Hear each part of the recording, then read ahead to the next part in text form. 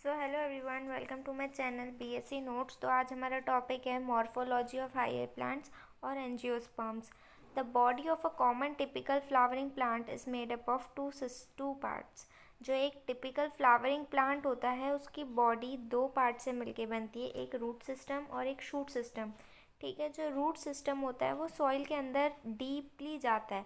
ठीक है, और कहाँ से डेवलप होता है? रेडिकल से। अब तुमको ये याद रखना है कि रूट रेडिकल से डेवलप होता है, तो दोनों के नाम में आर आर है, तो उससे तुम याद रख सकते हो।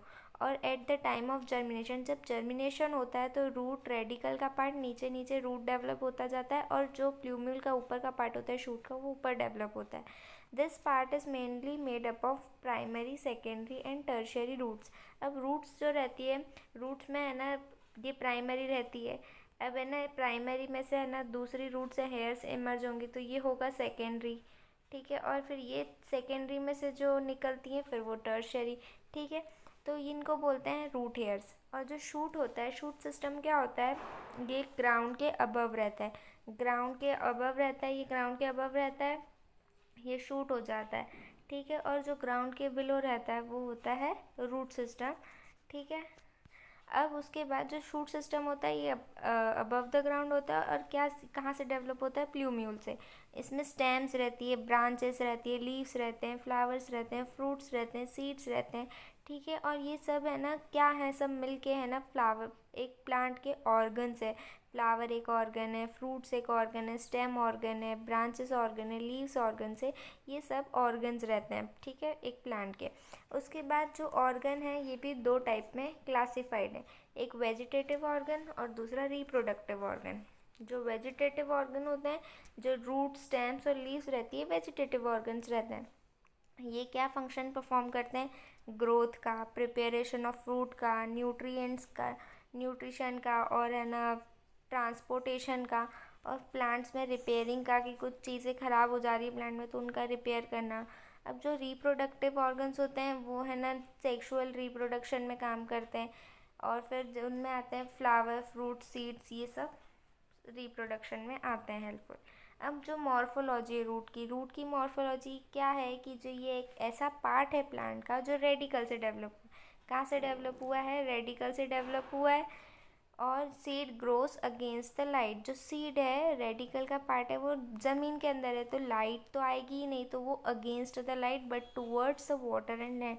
तो वो कहाँ जा रहा है? पानी और ज़मीन के अंदर। Plant absorb water, salt and minerals. जो रूट्स होता है, रूट्स क्या एब्जॉर्ब करता है प्लांट के लिए? वाटर, सॉल्ट और मिनरल्स एब्जॉर्ब करते हैं। ठीक है, इसके बाद दो टाइप्स की रूट्स होती है। रूट्स दो टाइप की होती है, टैप रूट और एक एडवेंचरस रूट। टैप रूट क्या होती है? टैप रूट होती है जो एक ही रहती है, जो प्राइमरी रूट से डेवलप होती है। और जो एडवेंशियस रहती है, एडवेंशियस में ना वो फैलती जाती है, वो एक टाइम पे आके उसकी ग्रोथ स्टॉप हो जाती है, उसमें सेकेंडरी, टर्शियरी रूट्स, हेयर्स का डेवलपमेंट होता है। और यहीं जो टैप रूट होती है इसमें प्राइमरी होती है, इसमें छोटी छोटी सेकेंडरी रूट्स भी आती है, बाकी मेनली प्राइमरी रहती है जो ग्रो करती है और बहुत लंबी हो जाती है। तो टैप रूट क्या होती है? प्राइमरी रूट से डेवलप होती है, मोटी हो जाती है और बहुत डीप डीप जाती है पानी के एब्जॉर्प्शन के लिए। और जो उसमें छोटी छोटी ब्रांचेस इमर्ज होती है उसको सेकेंडरी रूट्स बोलते हैं। अब उन दोनों को मिला के, प्राइमरी रूट और उनकी जो सेकेंडरी रूट्स हैं, सेकेंडरी रूट्स हेयर हैं, उन दोनों को मिला के अपन इसको टैप रूट बोलेंगे। और ये किस में मिलती है? डाइकॉट प्लांट्स में मिलती है। ठीक है, कौन से प्लांट में मिलती है? डाइकॉट प्लांट्स में मिलती है। और जैसे इसके एग्जांपल है मस्टर्ड, मैंगो, एसेट्रा।